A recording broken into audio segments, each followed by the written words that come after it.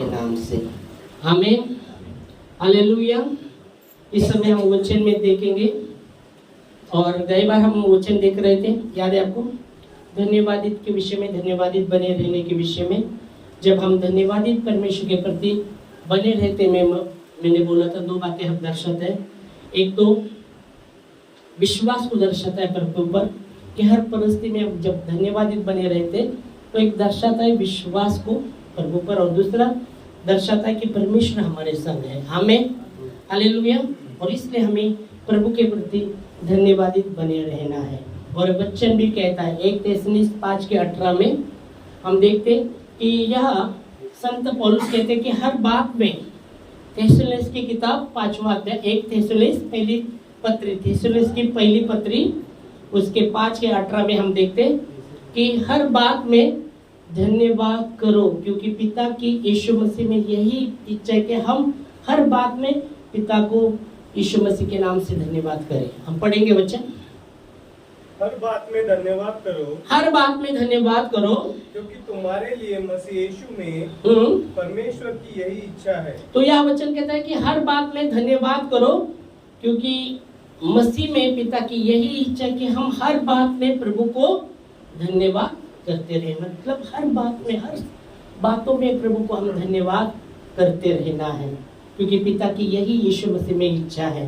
आमीन। हालेलुया। हर बात में मतलब हर परिस्थिति में आएगा। हर बात में मतलब हर परिस्थिति में हमें पिता को यीशु मसीह के नाम से धन्यवाद करना है। आमीन। हालेलुया। Praise God. क्योंकि बाइबल कहती है भजन संहिता 103 2 और 3 वचन, हे मेरे मन यहोवा को धन्य कह, हे मेरे मन यहोवा को धन्य कह, उसके किसी उपकार को भूल मत। पहले एक वचन में हम देखते हैं 1 2 और 3 वचन में, और वो कहता है कि हम पढ़ेंगे 1 से 3 पढ़ेंगे। चलो। हे मेरे मन, वो अपने मन को कहता है, हे मेरे मन यहोवा को धन्य कह, यहोवा को क्या कह, धन्य कह, और जो कुछ मुझ में है, वो कहता है अपने मन को, हे मेरे मन यहोवा को धन्य कह, और जो कुछ मुझ में है वह उसके पवित्र नाम को धन्य करे, वह उसके पवित्र नाम को धन्य कहे। आमीन। हालेलुया। हे मेरे मन यहोवा को धन्य कह, और जो कुछ मुझ में है उसके पवित्र नाम को धन्य कह। फिर आगे, हे मेरे मन यहोवा को धन्य कह, यहोवा को धन्य कह, और उसके किसी उपकार को न भूलना, उसके किसी उपकार को न भूलना। आमीन। उसके किसी उपकार को न भूलना। हालेलुया। Praise Lord. हमें प्रभु को धन्य कहना है। यहाँ दावीद राजा कहता है कि हे मेरे मन यहोवा को धन्य कह, हे मेरे मन यहोवा को धन्य कह, मुझ में जो कुछ है उसके पवित्र नाम को धन्य कह। वो फिर अपने मन को कहते हैं, हे मेरे मन यहोवा को धन्य कह, और उसके किसी उपकार को भूल मत। आमीन। दावीद राजा जो प्रभु ने जो भी उपकार किए ना, वो प्रभु के उपकार को स्मरण करता है। जब बाइबल कहती गुलायत इजराइल लोगों को लड़कर रहा था, तो सब शाऊल राजा सब लोग चुप के मारे, डर के मारे छुपे थे। और बाइबल कहती दावीद जो छोटा था वो अपने भाई का डब्बा लेके जा रहा था रणभूमि उधर, और सब छुपे, और वो लड़कर रहा है। तो ये कौन है कि इजराइल लोगों को लड़कर रहा है। और बाद में हम जानते, और शाऊल राजा उसको, मैं उससे लड़ूंगा जैसा दावीद कहते थे। शाऊल राजा बोलता अरे वो तो ये है, तू तो ये है।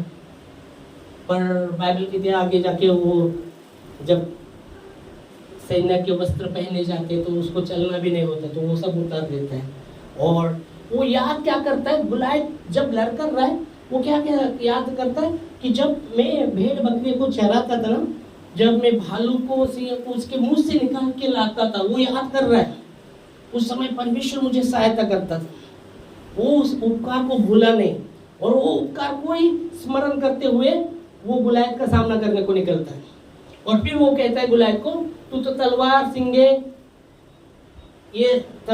ये लेके आता है, मैं फिर सेनाओं के यहोवा के नाम से आता हूँ। आमीन। पर उसने क्या उपकार को भूला नहीं, परमेश्वर ने जो भी बोलता था, जब भेड़ बकरियां जब मैं चलाता था और भालू के हाथ पंजे से सिंह के मुंह से मैं भेड़ को खींच के लाता था, उस समय परमेश्वर मुझे सहायता करता था। वो उपकार को याद किया और इसलिए वो उपकार को याद करते हुए वो गुलायत का सामने करने को निकला। हालेलुया।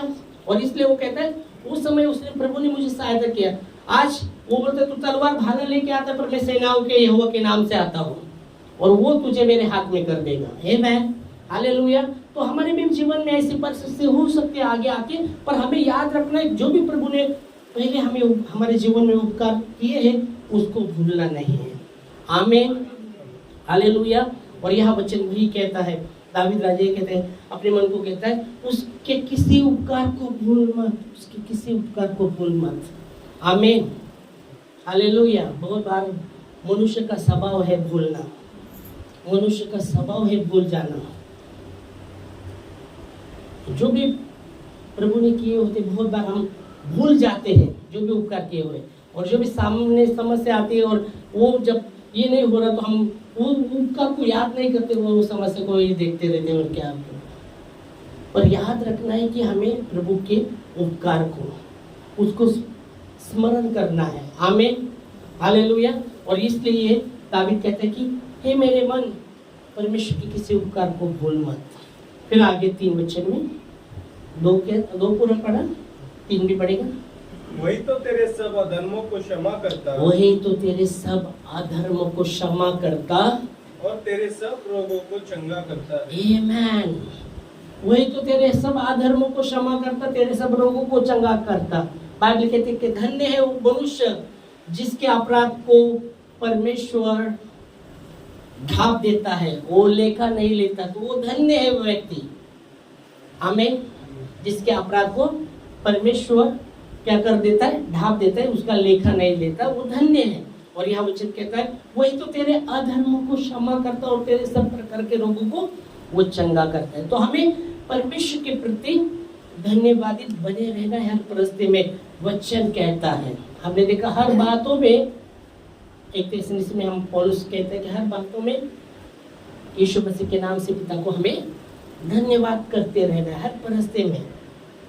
अगर हम धन्यवादित नहीं करेंगे, कई बार बताया था मैंने, हम कुड़कुड़ाने लगे। और परमेश्वर का वचन कहता है कुड़कुड़ाओ मत। 1 कुरिन्थियों 10:10 में लिखा गया है उनके जैसे तुम मत कुड़कुड़ाओ। वापस लेंगे आप वचन 1 कुरिन्थियों 10:10 के 10 अध्याय और 10 वचन से 11 वचन पढ़ेंगे तो वो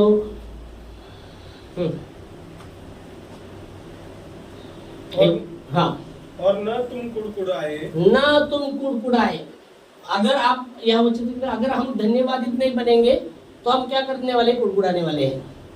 अगर परमेश्वर के प्रति हम धन्यवादित नहीं बने रहते तो हम क्या करने वाले, कुड़कुड़ाने। और यहाँ वचन कहते हैं ना तुम कुड़कुड़ाओ। आगे जिस रीति से उनमें से कितने कुड़कुड़ाए, जिस रीति से उनमें से कितने कुड़कुड़ाए और नाश करने वाले के द्वारा नाश किए गए, और नाश करने वालों के द्वारा नाश किए गए। परंतु ये सब बातें हाँ जो उन पर पड़ी दुष्टांत की रीति पर भी, और वे हमारी चेतावनी के लिए जो जगत के अंतिम समय में रहते हैं लिखी गई है। वचन कहते हैं उन पर वो दुष्टांत पड़ी गई और अंतिम समय में हम जब है हमारे चेतावनी के लिए ये बातें लिखी गई है कि हम कुड़कुड़ाए ना। तो परमेश्वर का वचन कहते हैं हम कुड़कुड़ाए ना, पर हम धन्यवादित बने रहे। आमीन। हालेलुया। Praise Lord. हर बात पे हम धन्यवादित बने रहे परमेश्वर के प्रति। आमीन। हालेलुया। धन्यवाद और प्रार्थना, धन्यवाद और प्रार्थना साथ साथ होनी है। बहुत बार होता है जब जीवन में तकलीफ आता है ना, बहुत बार लोगों का प्रार्थना बहुत बार परमेश्वर बहुत बहुत बहुत बहुत पर धन्यवाद। प्रार्थना का मतलब सिर्फ मांगना ही नहीं बाबा। प्रार्थना की 2 पहलू है, पर बहुत बार हम देखते हैं प्रार्थना लोगों को लगता है सिर्फ मांगना है पर ऐसा होता नहीं। प्रार्थना के 2 पहलू है। प्रार्थना सिर्फ मांगना ही नहीं। बहुत बार लोगों को पता नहीं, सिर्फ मांगते रहते प्रार्थना के 2 पहलू वो समझना है। प्रार्थना जब परमेश्वर का वचन, हाँ बोल गया है परमेश्वर का वचन तो बोलते मांगो तो दिया जाए, हाँ। पर प्रार्थना सिर्फ मांगना ही नहीं है, उसका दो पहलू, इसलिए समझना है। बहुत बार एक ही पहलू पर लोग मांगते रहते, ये ऐसा होना चाहिए, वो वैसा होना चाहिए, ऐसा वैसा वैसा, जो भी उनके दिमाग में बना दिया उन्होंने, वो वैसा होना चाहिए, वही मांगते। पर प्रार्थना का दो पहलू है, वो समझना है। एक जैसा आप बोलते मांगना, ओके। दूसरा है उसके प्रति धन्यवादित बने रहना प्रभु जी। हाँ प्रभु जी धन्यवाद, प्रभु जो भी तूने हमारे जीवन में किया है धन्यवाद, जो भी करेगा उसके लिए धन्यवाद। अब बोलते नहीं ऐसा ही होना चाहिए प्रभु, वैसा ही होना चाहिए, हो और आपकी इच्छा पूरी हो, जैसे स्वर्ग में इच्छा पूरी होती है।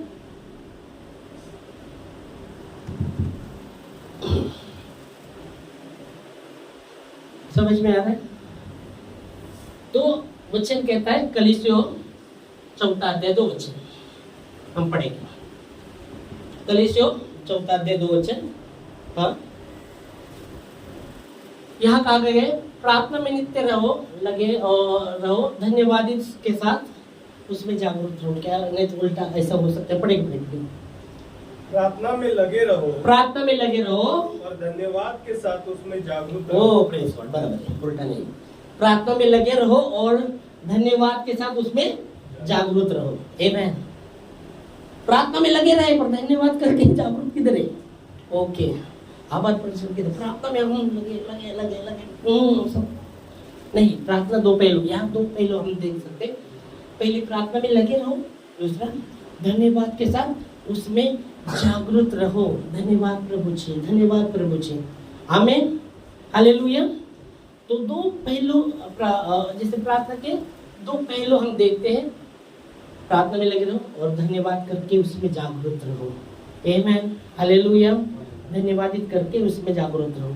देखो आप देखेंगे तो जब लाजर मरा था ना, लाजर मरा और लाजर जब बीमार था, यीशु मसीह के पास चिट्ठी भेजा जाता है कि ऐसे ऐसे लाजर मरने पर है, बीमार है। तो यीशु मसीह जब वो चिट्ठी को पढ़ते, फिर भी यीशु मसीह रुकते 2 दिन, और 2 दिन रुकने के बाद फिर यीशु मसीह अपने चेलों को कहते लाजर सो गए। बोले अच्छा है, बीमार है तो उसको सोना आराम करना अच्छा है, ठीक हो जाए। फिर यीशु मसीह कहते हैं लाजर मर गए। और फिर बाद में हम देखते जब लाजर जब मरने के बाद माता मरियम रो रहे, और जैसे यीशु मसीह जैसे उस नगर में आ रहे थे, और मार्था को पता चलता है कि यीशु मसीह प्रभु आ गए, भागते हुए उसके पास भागती है उस दिशा में, नगर के वो जो नगर के पास जिसे वे शहर रहते, जो नगर में आने का, वहाँ वो भागते हुए, तो वो लोग भी उसके पीछे। फिर बाद में हम वो कहते प्रभु तू यहाँ रहता तो मेरा भाई नहीं मरता।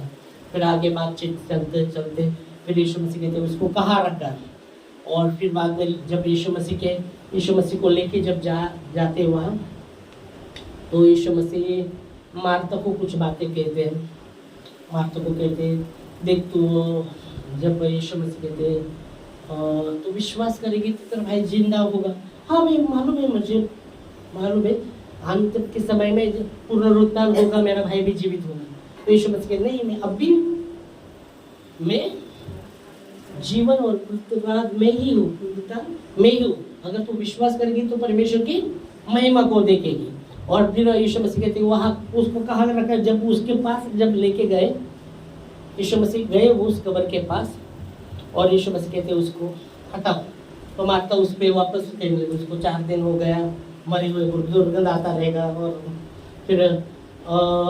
फिर यीशु मसीह जब बात करते हैं, फिर लोग, और वो जो बुआ थी वो बड़ा पत्थर था, जब हटाया जाता है तो यीशु मसीह क्या करते मालूम है? क्या कहते हैं?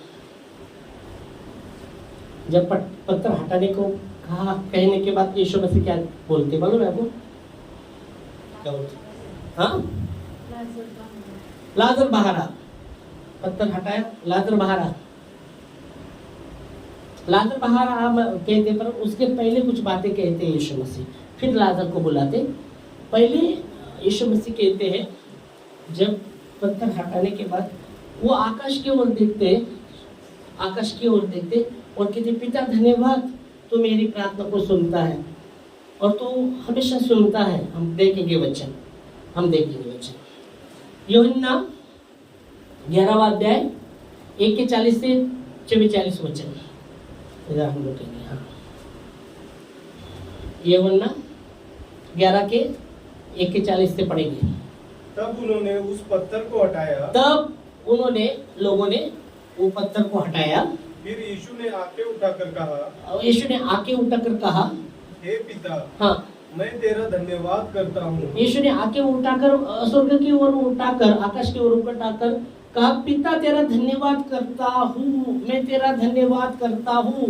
वो आगे कि तूने मेरी सुन ली है। वो अभी अब तक लाजर तो बाहर नहीं आया था, जिंदा भी नहीं हुआ था। ओके, समझो, लाजर अब तक जिंदा नहीं हुआ, बाहर भी आया नहीं है, जिंदा भी नहीं हुआ। तो पहले यीशु मसीह ने कहा, आकाश की ओर उठाकर यीशु मसीह ने कहा, पिता तेरा धन्यवाद कि तूने मेरी सुन ली।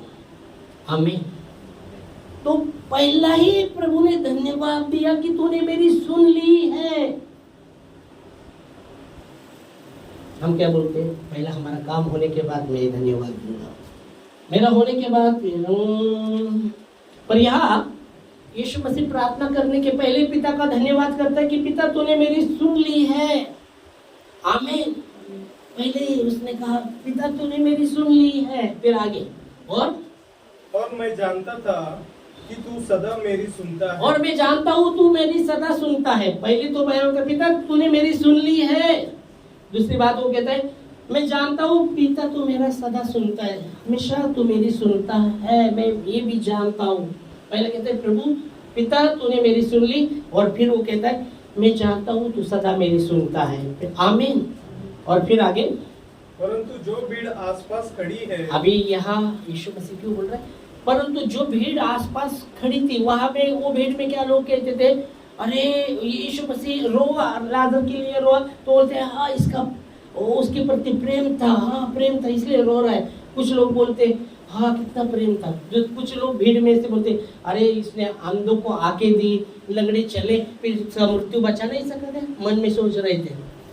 ओके, ऐसे भीड़ में बातें चल रहे थे ये, और यीशु मसीह ने वो सुना, समझ में आया था, इसलिए यीशु मसीह कहते हैं, पिता तू हमेशा मेरी सुनता है। पर ये भीड़ के कारण, आगे भीड़, परंतु जो भीड़ आसपास खड़ी है, हाँ, उनके कारण मैंने यह कहा। हाँ, ये क्यों ऐसा मैं कह रहा हूँ कि ये भीड़ जो आसपास खड़ी है, उनके कारण मैं ये कहता हूँ, जिससे कि वे विश्वास करें। वो यीशु मसीह चाहता है कि वो भी विश्वास करे। उसमें से कुछ लोग विश्वास नहीं कर रहे थे, कुछ बोल रहे थे, अरे अंधे के आके दी, लगड़े चले, फिर इसका मृत्यु नहीं क्यों बचा सका। तो वो लोग भी जो थे वहां, तो यीशु मसीह कहता है, मैं इसलिए कहता हूँ कि वो भी विश्वास करे, वो भी विश्वास करे। क्या विश्वास करे? कि तूने मुझे भेजा है। हाँ, क्योंकि तूने मुझे भेजा है। आमीन। बाइबल कहती है, यूहन्ना 3 अध्याय और 17 वचन, कि परमेश्वर ने अपने पुत्र को जगत में न्याय के लिए नहीं भेजा, पर जगत उसके द्वारा उद्धार पाए, इसलिए परमेश्वर ने अपने पुत्र को जगत में भेजा। हम पढ़ेंगे 17 वचन। परमेश्वर ने हाँ, अपने को पुत्र को जगत के इसलिए नहीं भेजा, हाँ, जगत पर गणना की आज्ञा दे, परंतु इसलिए कि जगत उसके द्वारा उद्धार पाए। आमीन। तो यह वचन कहता है, पिता ने अपने पुत्रों को इसलिए संसार में नहीं भेजा कि उसके लोगों पर दंड की आज्ञा दे, पर इसलिए भेजा कि उसके द्वारा लोग उद्धार पाए।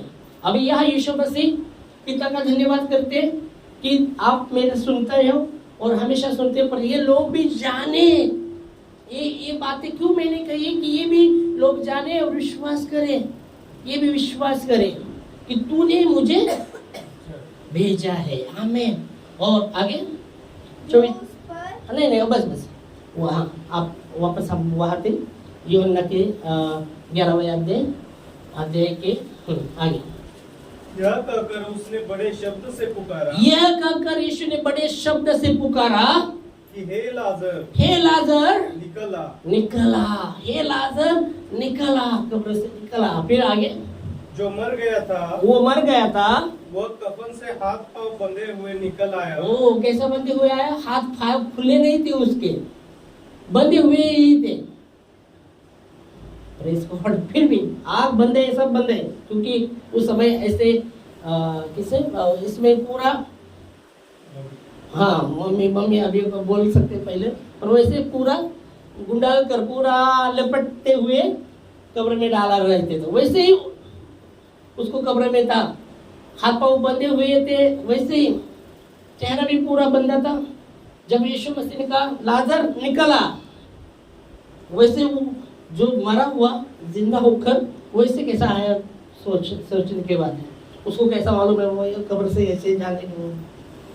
और जब बाहर आया तो हाँ बाहर आता, फिर वैसे आ गया वो, और उसका मुंह अंगोछे से लिपटा था, मुंह भी आंख से दिख रहा भी नहीं, मुंह भी लिपटा हुआ था अंगूर से। फिर आगे वे यीशु ने उनसे कहा हाँ उसे खोलकर जाने दो। उसको खोलो, अभी उसको खोल के जाने दो।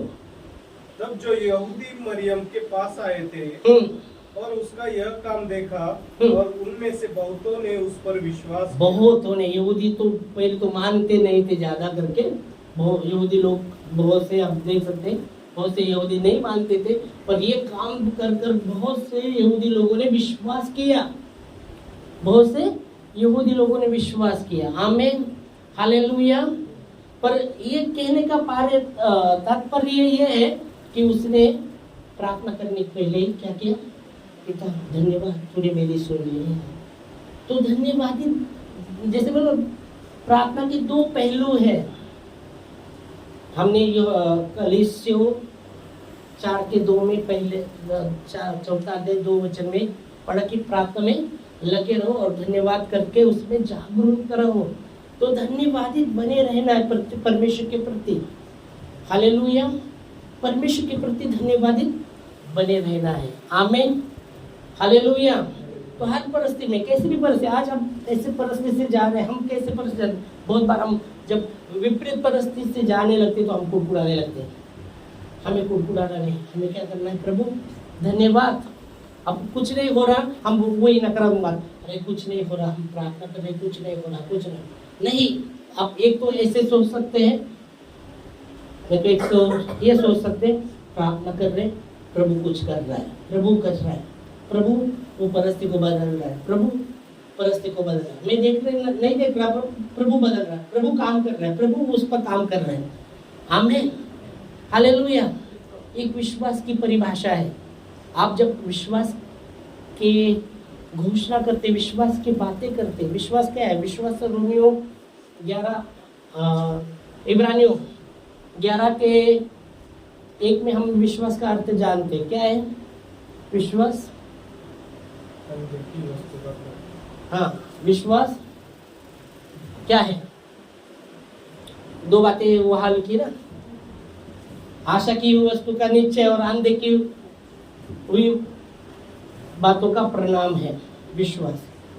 आशा की हुई वस्तु का निश्चय, पर आशा मतलब हुआ नहीं है, देखने में नहीं, पर आशा है। आशा की हुई वस्तु का निश्चय, तो आशा की वस्तु आप देख रहे हो परिस्थिति, आपको पता है वो नहीं बदल रही और कुछ नहीं हो रहा, पर हम आशा करके हम बोल सकते हैं हाँ प्रभु आप वो परिस्थिति को बदले, आप कार्य कर रहे हैं, आप वो कर रहे हैं। एक विश्वास आशा की वस्तु का निश्चय और अनदेखी वस्तु का परिणाम।